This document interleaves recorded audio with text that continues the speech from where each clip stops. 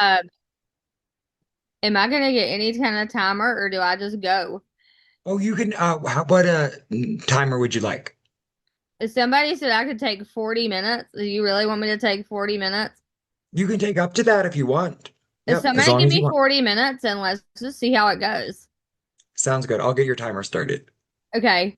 Cool. Hey y'all, I'm Abby. I'm an alcoholic, and since it's permitted to share, I'm an addict as well. Um, I know there's a couple North Carolinians in here, so I will briefly talk about in my early childhood. I was born in Morganton, North Carolina. I'm a Western North Carolina girly. Um, but and that does play a big part of my story. Um, I I um it was I've spent all of my life in the South.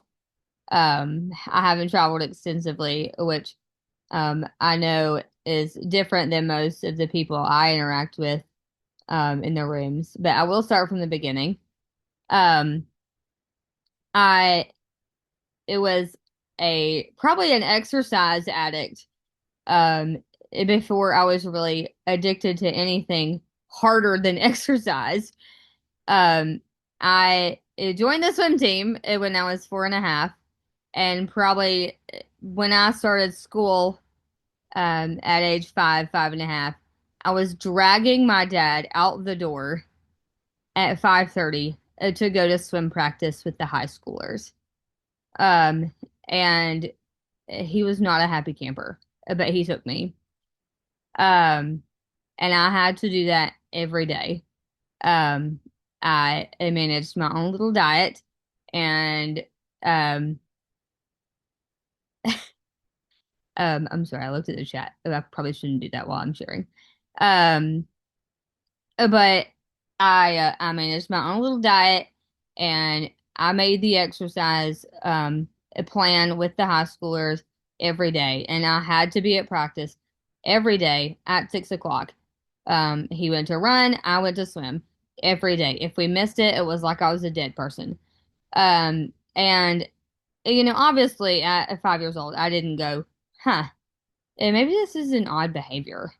Um, but it now at 40, I can look back and go, you know, maybe that wasn't typical for every a 5-year old that I was dragging my dad out the door 5, 6 days a week to go to practice. But my alcoholism, it probably started um around age 6, and I experienced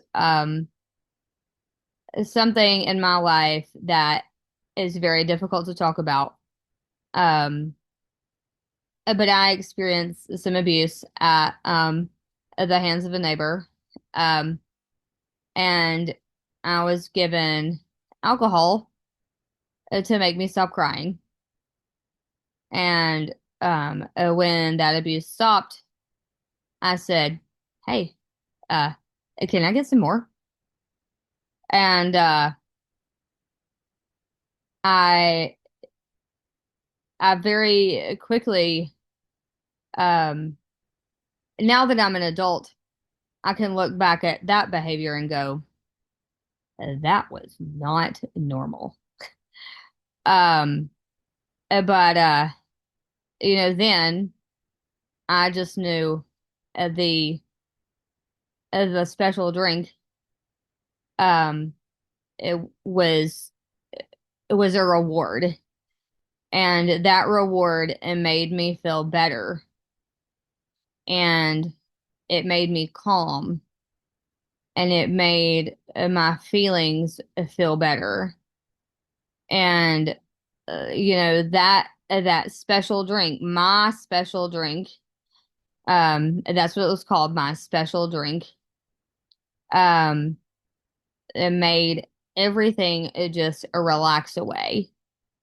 And um, that special drink it bonded me to the abuser. And and made me trust him and not communicate those abusive behaviors to anyone until I was in my late 30s. Um, I um I showed signs of that abuse. I had a very compulsive behavior, hyper vigilance, compulsively checking windows and doors, and um, I was very a neurotic kid. Um, but anytime I got my special drink, everything just melted away, and that it continued. You know, I didn't go, "Oh, I'm an alcoholic," at age, 6, 10, 12, 13. I didn't know what an alcoholic was. I didn't have parents who abused alcohol or drugs. Um, I didn't grow up in that family situation. Um, I just knew when I went to my little friend's house, down the road, um, that I got my special drink, and I did have to pay the price. Um, but I don't want to linger on that. But that is definitely where it started. And oh wow, I've never really talked about this in a meeting. Um, this is what happens when you give me 40 minutes to talk. Um, but it it really shaped who I became as a teenager and as a young adult, and now as I don't know if I consider myself an older adult, but as a midlife adult, whatever I am. It really shaped who I became throughout my life. Um, but around age um 13, 14, um, the special drink really became not enough to manage my chronic anxiety. Obviously, I didn't get my special drink at home or when I was not at my little friend's house. Um, and I I really had a tough time with anxiety, and my mood. Um, so while my parents didn't pick up on what was happening, they did pick up on the fact that I had some intense anxiety. Um, anxiety about being in an open field, anxiety about being in the pool, which tended to be in my safe place. If I was alone in in any room, I would just lose my noodle. Um, there were certain situations, and I guess I have to go backwards. Um, Sorry, I'm jumping around a little bit because my mind is like focused on one thing. When I was 8 years old, I had my first seizure, and I was diagnosed with epilepsy, which my poor mom, she did not like when I was 5 years old and swimming in an Olympic-sized swimming pool. She had to walk the edge and make sure I didn't drown. She was a helicopter mom, God love her. Um, but finally, I got old enough to swim in the middle of the pool. And then when I turned 8 and had my first seizure, I got to go back to swimming across the edge, along the edge of the pool so she could walk up the sides of it. Um, but I managed that seizure disorder fairly well, um, with medication and diet.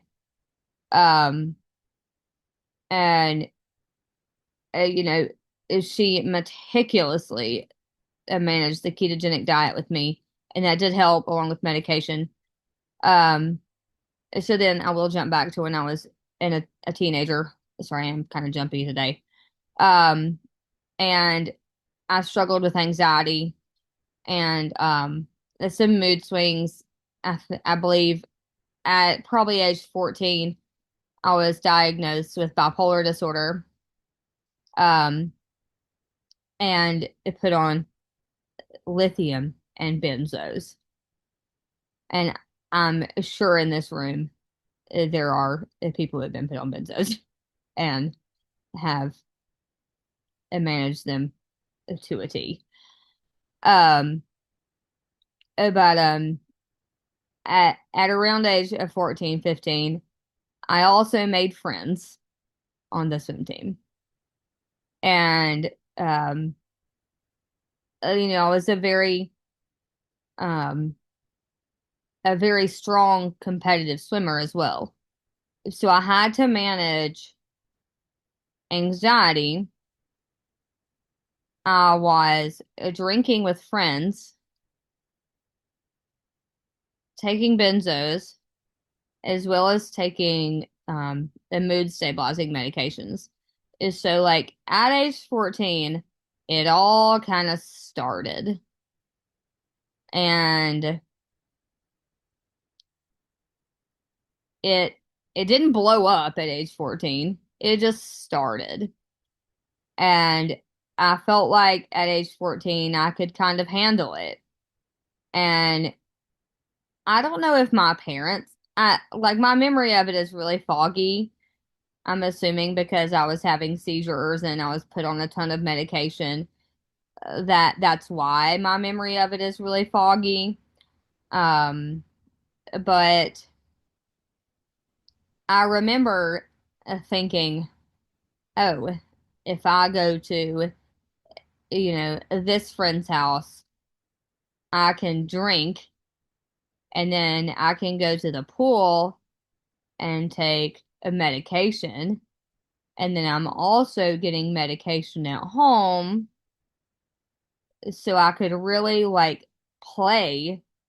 It's the first time, those like um those early years of being on multiple medications and trying to drink to like stuff the feelings that I still functioned very well, yet I was kind of a playing pharmacist, if you will, um, with all of these different things going on.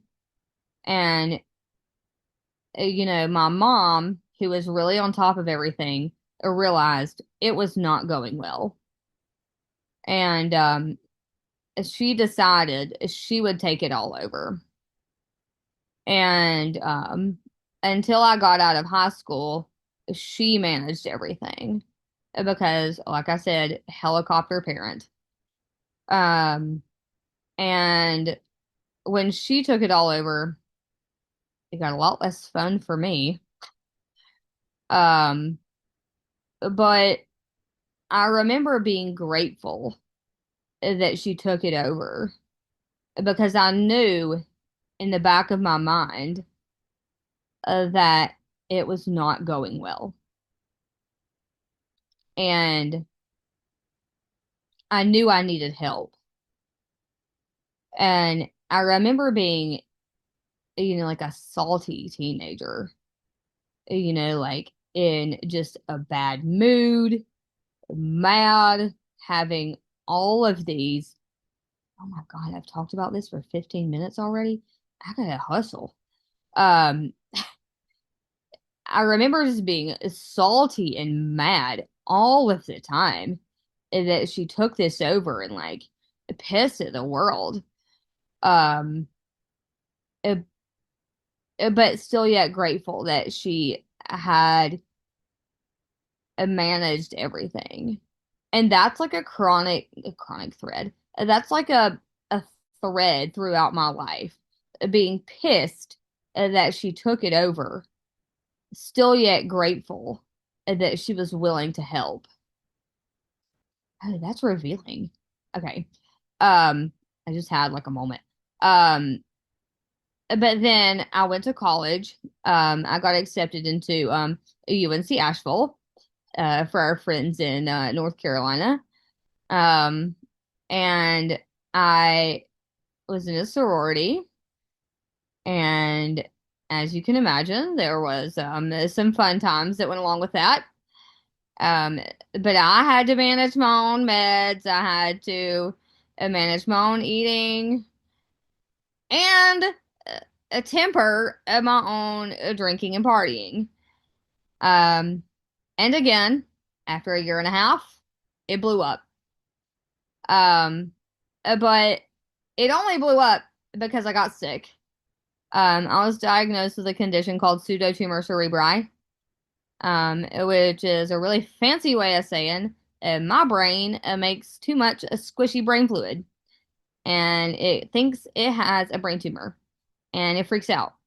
Um, and um, I lost a lot of usable vision.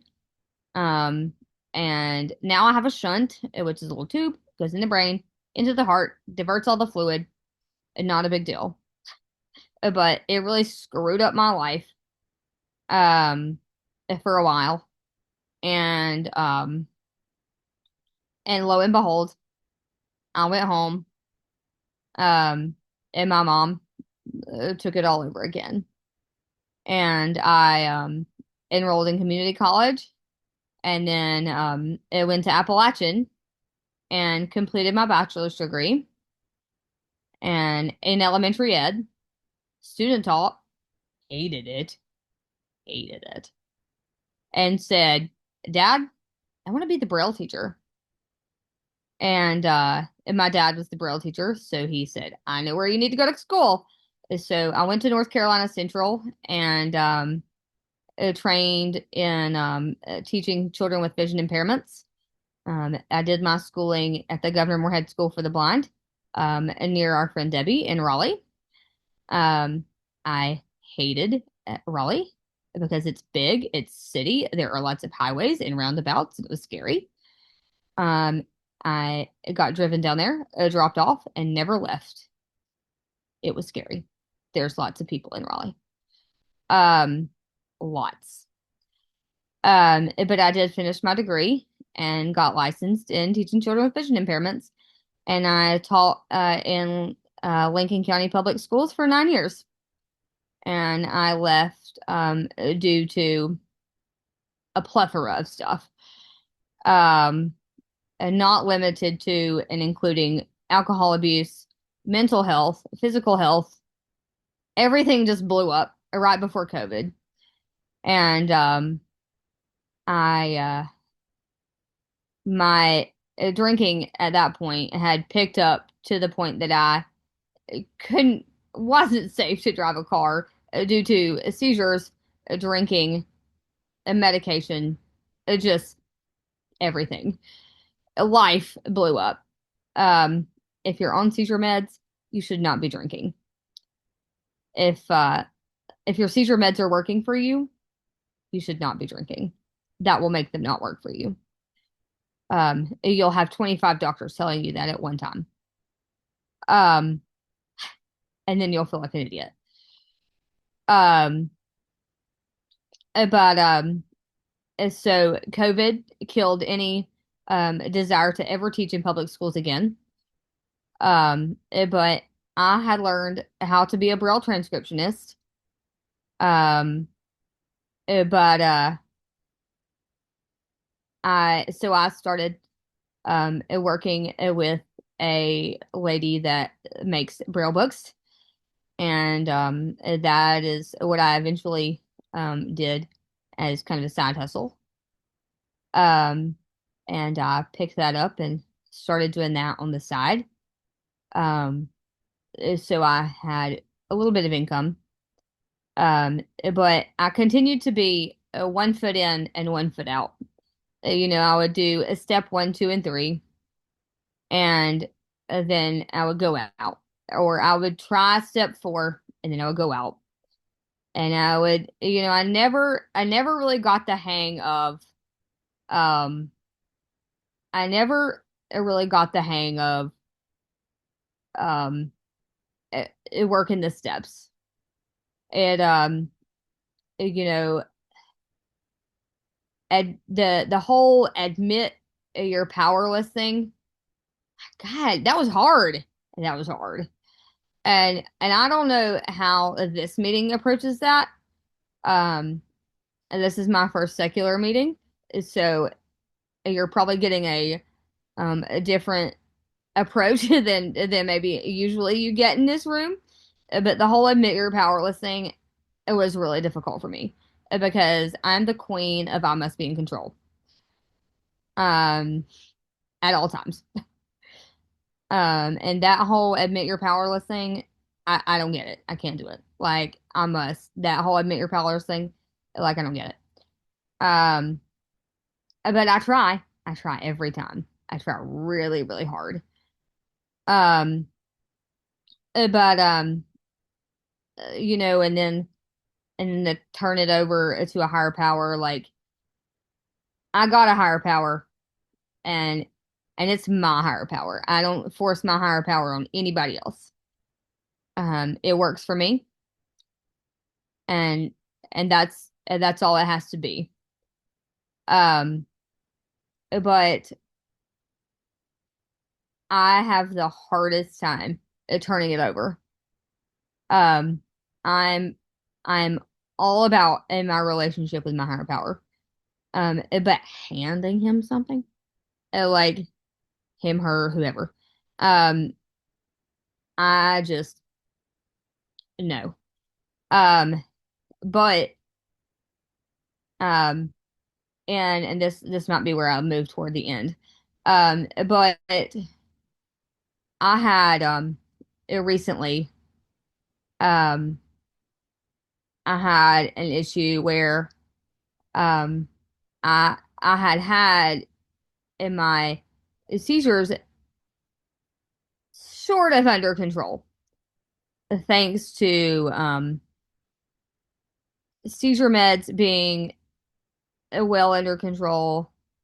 I had had a surgery that implanted a device that helps control seizures and the postictal phase, and um, so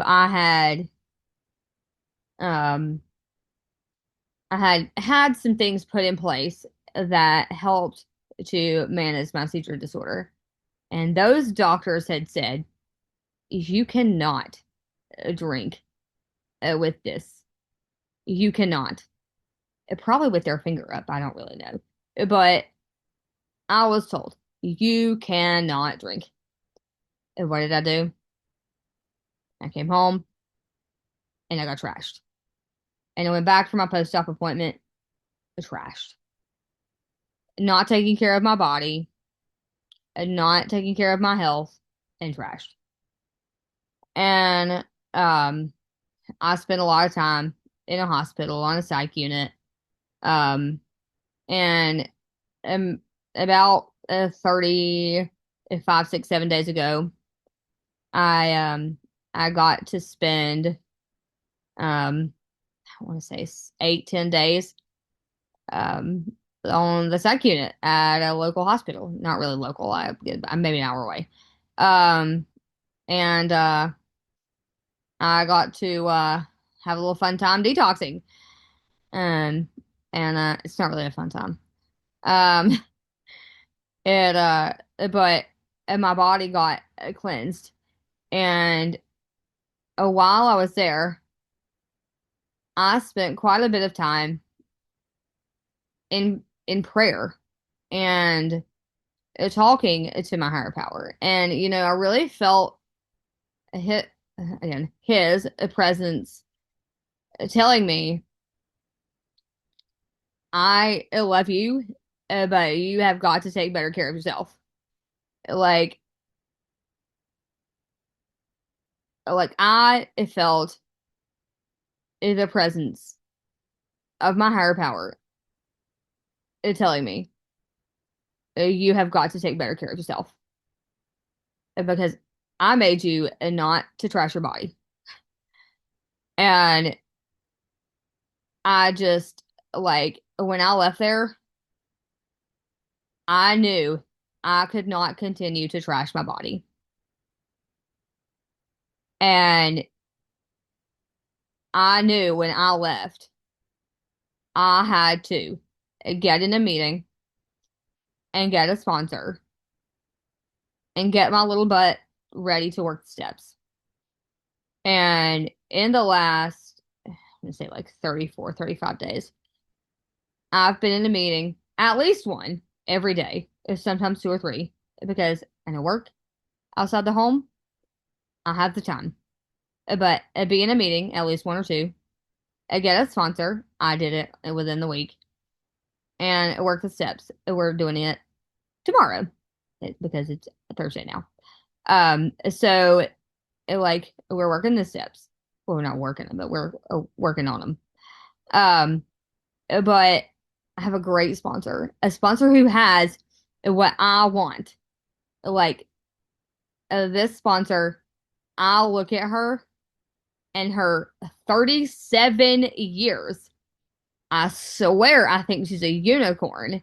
Like when I hear her speak, I am like sucked into every word because I'm like, you are what I want to be in 37 years, maybe less, because I'm 40 now. Like, I don't want to be 77 and trying to figure that out. Like, but 37 years is insane. But I want it, and I want it now.